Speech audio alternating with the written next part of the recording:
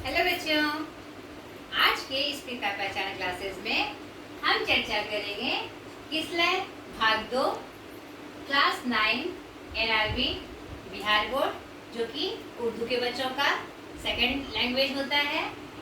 उसमें हम जानेंगे पार्ट 2 नचिकेता के बारे में। ठीक है, उसी में हम क्या जानेंगे? पाठ का परिचय, पाठ व्याख्या और प्रश्न अभ्यास। ठीक है, तो मैं पाठ आपको दिखा दूं, फिर मैं इसकी चर्चा करूंगी आपको। आपके किसलय भाग 2 पाठ 2 का कहानी नचिकेता। आप जान ही रहे इसको। अब इसका ये क्या है, कहाँ से किसने लिखा है या कहाँ से संकलित है और इसकी कथा वस्तु क्या है, मेन थीम क्या है इसका और क्या संदेश देती है हमें ये कहानी है और ये क्या संदेश देती है ये हम जानेंगे और फिर इसके प्रश्न अभ्यास भी हम जानेंगे। ठीक है, तो आप जब आप सेल्फ स्टडी के लिए बैठेंगे और जब आपका हिंदी का समय होगा या ऐसे भी अपनी रूटीन में आप अलग अलग सब्जेक्ट को शामिल करके आपको रोज पढ़ना है उस चीज़ों को, तो पहले आप नचिकेता कहानी पढ़ लीजिएगा। हो सकता है आपका कोर्स आगे बढ़ गया है, जुलाई महीना है, जुलाई भी खत्म होने वाली है, तो आपने उसको पढ़ा भी होगा। ठीक है, तो मैं अपने व्यू से उसके बारे में आपको बता रही हूँ। अगर आपने पढ़ लिया है तो आपका अच्छे से रिवीजन हो जाएगा। तो सबसे पहले उस कहानी को ध्यान से पढ़ना है। इस कहानी में क्या होती है, ये कहानी पहले मैं परिचय बता दूं। यह कहानी आपके काठोपनिषद से ली गई है। काठोपनिषद क्या है? उपनिषद हमारे प्राचीन ग्रंथ है जिसमें गुरु के माध्यम से, यानी उपनिषद का मतलब होता है समीप में बैठना। यानी किसके समीप बैठना? छात्र किसके समीप बैठते हैं? गुरुओं के, जिनसे उनको ज्ञान प्राप्त होता है। ये जो उपनिषद बने, जो मुख्यतः 13 उपलब्ध है अभी, तो उनकी चर्चा होती रहती है। तो उपनिषद क्या बताता है हमें? कहानियों के माध्यम से, अच्छे व्याख्यान के माध्यम से हमें नीतिगत बातें बताई जाती हैं। ठीक है, उसका जो मेन थीम है, जो संदेश है, वो मैं आपको बता रही हूँ। ठीक है, काठोपनिषद से ली गई है। उपनिषद क्या है वो भी आपने जान लिया। हमारा प्राचीन ग्रंथ है जो कि संस्कृत में लिखा हुआ है। ठीक है, हमारी जितनी भी प्राचीन ग्रंथ थी वह किसमें लिखी गई थी? संस्कृत में। और ये किसने लिखा है? हमारे वेद व्यास जी ने, जिन्होंने महाभारत की रचना की और कुछ ऋषियों के सहभागिता से उपनिषद लिखे गए हैं। ठीक है, तो ये कहानी जो नचिकेता है आपकी किससे संकलित है? काठोपनिषद से। ये आपके पाठ के लास्ट में लिखा हुआ है, काठोपनिषद से। ठीक है, ली गई है। अब इस कहानी में क्या है? इसमें एक बालक है नचिकेता, जो हमारे पाठ का भी शीर्षक है। वह इतना बड़ा पितृभक्त होता है जो कि हमारे लिए उदाहरण है, एक प्रेरणा है। नहीं, यानी कि कठिन स्थिति आने के बाद भी वह अपनी पितृभक्ति नहीं छोड़ता है। और सिर्फ पितृभक्ति ही नहीं, और वह जो खुद में एक संदेश दे रहा है पूरे समाज को, विश्व को, कि अच्छा सत्कर्म करना चाहिए, अच्छा कर्म करना चाहिए, चाहे परिस्थितियां कितनी भी विपरीत हो, कितनी भी खतरनाक हो। ठीक है, ये कहानी शुरू होती है, वासवा ऋषि हैं, उसका एकलौता पुत्र नचिकेता है और उसका जो स्वभाव है बहुत ही सहनशील वाला है। पितृभक्त तो है ही वो, और उसके चेहरे पे एक तेज है, क्योंकि वह किसी भी चीज को बहुत ही पॉजिटिव वे में लेता है, सकारात्मक वे में लेता है और हर चीज के ज्ञान को वह उसमें सीखने की प्रवृत्ति है। हर चीज को सीखने की प्रवृत्ति उस बच्चे में है और पिता का बहुत बड़ा भक्त होता है। उसके पिता सर्वमेघ यज्ञ करना चाहते हैं ताकि उनको उसका पुण्य फल प्राप्त हो और वो यशस्वी बने। तो वो सर्वमेघ यज्ञ का आयोजन करते हैं जिसमें उसका पुत्र नचिकेता पूरा सहयोग करता है। और बाद में जब उसकी पूर्णाहुति होती है उस यज्ञ की, नारियल, आप कथा में पढ़िएगा, नारियल समर्पित करके, तो उसमें दान देने की बात होती है। कोई भी यज्ञ हम करते हैं या कोई भी अनुष्ठान हम करते हैं तो उसमें लास्ट में दान देने की, कुछ दान देने की बात आती है। तो इसमें भी दान देने की बात आती है।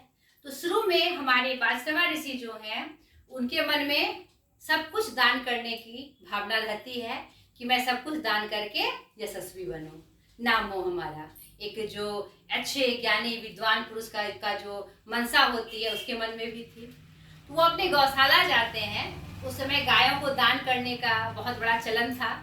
उपनिषद की कथा है ये। उस समय मतलब ऐसे कोई वस्तु नहीं होती थी जो कि स्पेशली दान में दी जाए।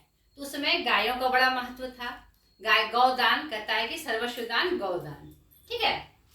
तो वो गौशाला जाते हैं। तो जाने के क्रम में उसके मन में होता है कि मुझे सारी गायें दान कर देनी है, लेकिन संजोगवश अचानक से उसके मन में कहाँ से लोभ उत्पन्न हो जाता है और वो क्या करते हैं, गौशाला से जो बूढ़ी और कमजोर गायें थी जो कि दूध नहीं देती थी और जो कि कुछ महीनों बाद उसका अस्तित्व ही खत्म होने वाला था, मतलब कमजोर गाय, बेकाम की गाय, वह ऋषियों को, विद्वानों को दान करने लगते हैं। तो जबकि ऋषियों को ऐसी आशा नहीं थी इनसे ऐसा दान मिलेगा, इतना बड़ा यज्ञ, इतने बड़े वासवा ऋषि, तो उन्होंने सोचा ही नहीं था कि मुझे ऐसा दान मिलेगा। लेकिन वो कुछ बोलते नहीं, अपनी बुद्धि स्वभाववश वो कुछ बोलते नहीं है। यह घटना नचिकेता भी देखते रहता है, उसे बड़ा खराब लगता है। तो शुरू में तो सोचता है कि वो पिता को, अच्छा देखते हैं क्या करते हैं, हो सकता है पहले वो गाय हटा रहे और फिर बाद में सारी धीरे धीरे दान कर देंगे। लेकिन अंततः ऐसा होता नहीं है। तो वो पिता को ऐसा करने से मना करता है, ठीक है। तो पिता बोलते हैं तुम अपना काम करो, मतलब कि अपने में वो मगन रहते हैं, नचिकेता की बातों पे ध्यान नहीं देते हैं। तो नचिकेता ऐसे ही पिता को कह देता है कि मैं आपकी प्रिय वस्तु हूं, आप मुझे किसे दान देंगे। तो गुस्से में ये बात उनको चुभ जाती है वासवा ऋषि को, और वो क्या कहते हैं, लो मैं तुम्हें यमराज को दान देता हूं। तो यहाँ पर एक बहुत बड़ा संकेत है बेटा कि क्रोध में हमेशा हमसे गलतियां ही होती है, इसीलिए क्रोध को हमेशा कंट्रोल करना चाहिए। इस कथा के माध्यम से ये एक बहुत बड़ा संदेश है, ठीक है। क्रोध नहीं करना चाहिए, बेवजह क्रोध नहीं करना चाहिए, और क्रोध में ऐसी कोई बातें नहीं कहनी चाहिए जिससे सामने वाले को नुकसान हो और आपको पछतावा हो। उन्होंने तो बात कह दी, वो तो बहुत बड़ा पितृभक्त था, वो उनकी बात कैसे टाले। तो वो कहता है ठीक है पिताजी, मैं आपका जो मतलब कि आपने जो ऑर्डर किया है मुझे, वह मुझे शिरोधार्य है और मैं यमराज के पास जा रहा हूँ। फिर उनकी तंद्रा टूटती है, ये मैंने क्या कह दिया, नहीं। तो फिर जब तंद्रा टूटती है तब तक बहुत देर हो चुकी होती है, क्योंकि वह दृढ़ निश्चयी बालक था नचिकेता और पितृभक्त भी था। अगर वो बात नहीं मानता तो पिता की बात का अवहेलना हो जाएगा, डिसऑर्डर हो जाएगा। तो कैसे नहीं माने, वो भी उसको मानना है। और अंततः वो निश्चित कर लेता है कि मुझे यमराज के पास जाना है, और हमारे वासवा ऋषि भी इसमें कुछ नहीं कर सकते। ये वह यमराज के यहाँ बहुत दिनों तक यात्रा करने के बाद वो यमराज के यहाँ पहुँचता है। और उस समय, जिस समय की ये कथा है, उस समय ये प्रचलन में था कि अपने तेज से, अपने तप से हम कहीं भी जा सकते थे। तो तेजो में बालक तो था ही, तो वो वहाँ चला जाता है। संजोग से यमराज कहीं बाहर गए थे, तो 3 दिन तक उसे उनके दरवाजे पे ही उनका इंतजार करना पड़ता है, वेट करना पड़ता है। और जब अंततः यमराज आते हैं तो उसे प्रश्न करते हैं छोटे से बालक को देखकर, भाई तुम यहाँ क्यों आए, कैसे आए। और तो वो अपनी बात बताता है कि मैं अपने पिता का जो क्या कहते हैं यज्ञ था, उसके दक्षिणा स्वरूप मैं आपकी सेवा के लिए भेजा गया हूँ। अब स्तब्ध, यमराज भी स्तब्ध, ये क्या बात हुई भाई, तुम्हें डर नहीं लगा, मृत्यु से डर नहीं लगा। तो मृत्यु से क्या डरना, मृत्यु हुई तो एक सत्य है जिसको कोई झुटला नहीं सकता। तो उसकी इस ज्ञान की बातों से यमराज बहुत इम्प्रेस होते हैं, बहुत प्रभावित होते हैं, और कहते हैं कि बेटा ठीक है, आप तुम पहले आतिथ्य मेरा स्वीकार करो और फिर हम आपसे बात करेंगे। तो वह स्वीकार कर लेता है। 3 दिन का भूखा बालक, उसे खाना ना खिलाया जाता। दूसरे दिन उसको बुलाया जाता है और उसके पितृभक्ति से और उसके ज्ञान से खुश होकर यमराज कहता है बेटा तुम वर मांगो, 3 कोई वर मांगो मुझसे। तो कहता अरे मैं तो भाई आपकी सेवा के लिए आया हूँ, मैं आपसे कैसे मांग सकता हूँ। बोला नहीं तुम मांग सकते हो, मैं बहुत खुश हूँ तुम पे। वह 3 वर के रूप में क्या मांगता है बेटा? सबसे पहले मांगता है कि मेरे पिता का मुझसे क्रोध खत्म हो जाए। बताइए वो कितना बड़ा पितृभक्त था। पिता जो उससे गुस्सा थे वो उसे बेबर्दाश्त हो रही थी। उसने पहला वर मांगा पिता का गुस्सा मेरे प्रति शांत हो जाए और उन्होंने जो सर्वमेघ यज्ञ किया है वह उसका लाभ उनको मिल जाए। बताइए कैसा पितृभक्त था वो। दूसरा वरदान वो क्या मांगता है कि ऐसी विद्या जिसमें भय ना हो मुझे उसकी प्राप्ति हो जाए। ठीक है। और तीसरा मांगता है मुझे आत्मज्ञान की प्राप्ति हो जाए। आत्मज्ञान जो बड़े बड़े विद्वान बड़े बड़े तप करके नहीं प्राप्त कर सकते, वो छोटा सा बालक यमराज से वो वर मांगता है। तो यमराज कहता है अरे तुम अभी बहुत छोटे हो, बड़े बड़े विद्वान भी उस तथ्य को नहीं पहचान सकते। बोला नहीं और मुझे किसी और दूसरा कोई वर मांग लो। बोला नहीं और मुझे किसी वर की आवश्यकता नहीं है, और मुझे किसी की कुछ जानने की और आवश्यकता मुझे मालूम नहीं पड़ती, मुझे यही वर चाहिए, मुझे आत्मज्ञान ही जानना है। अंततः यमराज को उसके दृढ़ निश्चय से होने के कारण उसको ये वरदान देना होता है, उसे आत्मज्ञान की प्राप्ति होती है। फिर वह पृथ्वी पर लौटकर अपने पिता के पास आता है। पिता भी बहुत खुश होते हैं। तो यह कहानी थी हमारे नचिकेता की। ठीक है। तो कितनी अद्भुत कहानी है ये। एक छोटी सी कहानी हमें बहुत प्रमुख संदेश दे जाती है ना कि, और इसमें एक और बहुत बड़ा संदेश है कि कोई भी काम नामुमकिन नहीं होता है। यमराज नाम से ही लोग डरते हैं, लेकिन वो बच्चा अपने पिता की लाज रखने के लिए, अपने पिता के आदेश को पूरा करने के लिए वहां भी जाता है, और वहां जाकर वो ऐसे काम करता है जो कि असंभव था। नॉर्मली क्या था? असंभव था, लेकिन वह भी उसको संभव बनाता है। ठीक है। तो ये नचिकेता की कथा थी। अब हम देखेंगे छोटा सा इसमें प्रश्न उत्तर है, ज्यादा कुछ है नहीं, तो मैं सोच रही हूँ कि इसी वीडियो में मैं उसको खत्म कर दूं। आप इसको ईमानदारी पूर्वक बनाइएगा ताकि इसकी जानकारी आपको हो। ठीक है बच्चों। पहला प्रश्न है प्रश्न अभ्यास में, नचिकेता कौन था? तो कौन था? नचिकेता वास्तवा ऋषि के एकलौते पुत्र थे। नचिकेता क्यों दुखी हुआ? उसने अपने पिताजी से क्या कहा? नचिकेता क्यों दुखी हुआ था? मैंने अभी तो बताया। जब दान के समय उसके पिता ने बूढ़ी और कमजोर गायें ऋषियों को दान करने लगे तो वह बहुत दुखी हुआ और अपने पिता से कहा कि आप उचित नहीं कर रहे हैं, आपको संपूर्ण फल यथा संपूर्ण फल इससे प्राप्त नहीं होगा। यह बात वो अपने पिता से कहता है। नचिकेता यमपुरी किस लिए गया? क्लियर है बेटा? क्यों गया यमपुरी? क्योंकि क्रोधवश ही सही, लेकिन पिता ने आदेश दिया था कि तुम जाओ, मैंने तुझे यमराज को दिया, उसकी सेवा के लिए दिया। तो उस क्रोध में कही हुई बात की लाज रखने के लिए, जो कि पिता का एक आदेश था, उसको पालन करने के लिए वह यमपुरी जाता है। नचिकेता को यमपुरी के मुख्य द्वार पर क्यों रुकना पड़ा? मैंने अभी तुरंत बताया आपको क्यों रुकना पड़ा। क्योंकि यमराज बाहर थे और उसे अंदर प्रवेश नहीं मिला था, बिना उसकी इजाजत के वह अंदर नहीं जा सकता था, इसीलिए उसे द्वार पर रुकना पड़ा। ठीक है। नचिकेता ने पहला वर क्या मांगा? मैंने भी बताया आपको, पिताजी का क्रोध मुझ पर खत्म हो जाए और उन्हें सर्वमेघ यज्ञ का पूरा फल मिल जाए। नचिकेता ने दूसरा और तीसरा वर क्या मांगा? वो भी मैंने आपको बताया, ऐसी विद्या जिसमें भय ना हो, दूसरे वर के रूप में मुझे ये दीजिए, और तीसरे वर के रूप में मुझे आत्मज्ञान की शिक्षा दीजिए। यह भी क्लियर हो गया बेटा। अब 7वां प्रश्न है, किसने किससे कहा? तो आप जब कथा पढ़ेंगे तो ये आपको स्पष्ट हो जाएगा, और मैंने जो भी संक्षिप्त में आपको कथा बताई उससे भी वो आपको स्पष्ट हो जाएगा। मृत्यु के मुख में पहुंचकर कोई नहीं लौटा वत्स, ये वासवा जी नचिकेता से कहते हैं। जब वो जाने के लिए कहता है कि नहीं अब तो पिताजी मुझे जाना ही पड़ेगा, क्योंकि आपका ऑर्डर है, आपका आदेश है, और मैं आपका आदेश कैसे नहीं मानूं। तो उसी क्रम में वासवा ऋषि नचिकेता से ये बात कहते हैं। ख नंबर, छोटा मुंह और बड़ी बात करता है, यह कि मुझे चिंता होनी चाहिए तुझे नहीं। यह बात भी वास्रवा ऋषि नचिकेता से कहते हैं, कब कहते हैं? जब वह बूढ़ी गाय देने से मना करता है, ऐसा मत कीजिए पिताजी, यह उचित नहीं है। उसी क्रम में वह यह बात कहते हैं कि तुझे इसकी चिंता करने की आवश्यकता नहीं है, यह की चिंता मुझे करनी है। ग नंबर, आप तो यमपुरी जाने की आज्ञा पहले ही दे चुके हैं, अब कुछ भी कहना मेरे लिए निरर्थक है। यह बात नचिकेता अपने पिता वास्रवा से कहते हैं। अगर आप ये कहानी पढ़ लेंगे तो फिर किसने किससे क्या कहा वो आपको स्पष्ट खुद ब खुद हो जाएगा और आप प्रश्न उत्तर भी कर सकते हैं। ठीक है बेटा? तो ये नचिकेता ने अपने पिता से कही जब वो उनको जाने से रोक रहे हैं, यमपुरी मत जाओ। ठीक है?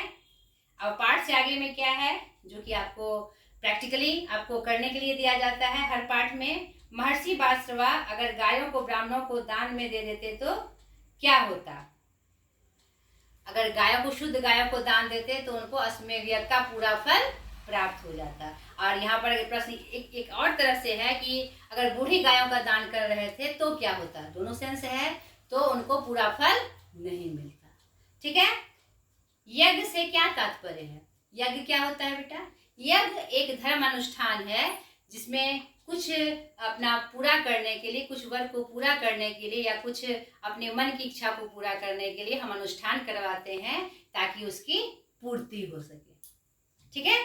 तीसरा, अगर आप की 3 वर मांगने के लिए कहा जाए तो आप क्या मांगेंगे? तो अपने बुद्धि से सोचिए कि आप क्या मांगेंगे। अगर ऐसी परिस्थिति आपके सामने हो, कोई आपसे 3 वर मांगने को कहे, आप क्या मांगेंगे? ठीक है? सबकी अपनी अपनी विशेष होती है, आप मांगिए। नचिकेता साधु प्रवृत्ति का था। साधु प्रवृत्ति से आप क्या समझते हैं? साधु प्रवृत्ति का क्या मतलब होता है? अच्छी बुद्धि, शांत बुद्धि, यानी सबके साथ प्यार करना, स्नेह करना, अच्छा ज्ञान देना, ये क्या होती है? साधु प्रवृत्ति होती है। अब व्याकरण के पोर्शन में देख लीजिए, पर्यायवाची शब्द है पुत्र का। पर्यायवाची क्या होता है बेटा? उसी का दूसरा नाम, जो शब्द दिया रहता है उसका ही दूसरा नाम। पुत्र का पर्यायवाची क्या होता है? सब जानते हैं, बेटा, शुत, तनय। ठीक है? पिता, जनक, पितृ, अब्बा होता है ना, बाप, वो भी पिता का पर्यायवाची है। यमराज, यमराज क्या होंगे? सूर्यपुत्र, अंतक, यम, नहीं, मृत्यु दाता, ये सब क्या होंगे? यमराज के पर्यायवाची होंगे। गाय, गौ, धेनु, सुरभि, गाय का पर्यायवाची है, गाय का दूसरा नाम है। साधु, तपस्वी, मुनि, योगी, महात्मा, ये सब होंगे। ठीक है? अब विपरीतार्थक शब्द के रूप में देख लीजिए, सत्य का क्या होगा बच्चों? असत्य। धर्म का अधर्म। सहिष्णु का, सहिष्णु मतलब क्या होता है? सहनशील। उसका उल्टा क्या हो जाएगा? जो सहन नहीं कर सकता, असहिष्णु, असहनशील। ठीक है? इच्छा, इच्छा का उल्टा अनिच्छा। संपन्न, विपन्न। संपन्न का क्या होगा? विपन्न। संपन्न यानी जिसको सब सुख सुविधा हो, और विपन्न मतलब रंग, जिसके पास कुछ ना हो। ठीक है? अब 3 नंबर प्रश्न व्याकरण में देखिए, देखिए, समझिए और लिखिए। ऐसा प्रश्न है, पितृभक्त, उदाहरण के साथ समझाया गया है, पितृ प्लस भक्त। उसी तरह सहन शक्ति, सहन जोड़ शक्ति। मुखमंडल, मुख जोड़ मंडल, ये सब क्या, कौन से शब्द हैं? हमारे यौगिक शब्द हैं, यानी 2 शब्द जुड़े हुए हैं। गौशाला, गौ जोड़ शाला। महायज्ञ, महाजोड़ यज्ञ। ब्रह्मवाक्य, ब्रह्म जोड़ वाक्य। कर्मनिष्ठ, कर्म जोड़ निष्ठ। आत्मज्ञानी, आत्म जोड़ ज्ञानी। यानी कि जिस तरह से यहाँ लिखा गया है, दोनों शब्द को अलग अलग तोड़ के वैसे ही आपको सारे शब्द को लिखना है। ठीक है बेटा? चौथे नंबर पे है जो कि अंतिम सवाल है, अनेक शब्दों के लिए एक शब्द। ये क्या होता है? ये व्यवहारिक व्याकरण का एक पार्ट होता है, यानी कि कोई बात को, लंबे वाक्य को एक छोटे शब्द में हम कैसे बताते हैं। जो पिता की भक्ति करता हो उसे एक शब्द में क्या कहते हैं? पितृभक्त। जो सब कुछ जानता हो एक शब्द में क्या कहते हैं? सर्वज्ञ। जिसने आत्मा का रहस्य जान लिया हो, आत्मज्ञानी। एक शब्द में कहते हैं जिसने दृढ़ निश्चय कर लिया हो, दृढ़ निश्चय, ठीक है, जो सहनशील हो। अभी तुरंत मैंने बताया, हमने विपरीतार्थक शब्द में देखा सहिष्णु। यही आपका प्रश्न अभ्यास था, इसका छोटा सा प्रश्न अभ्यास था, और कहानी भी मैंने सारांश में आपको बताई। मुझे लगता है नचिकेता में आपको कोई दिक्कत नहीं आई होगी, ठीक है। तो आज के इस सेशन में इतना ही, बाय।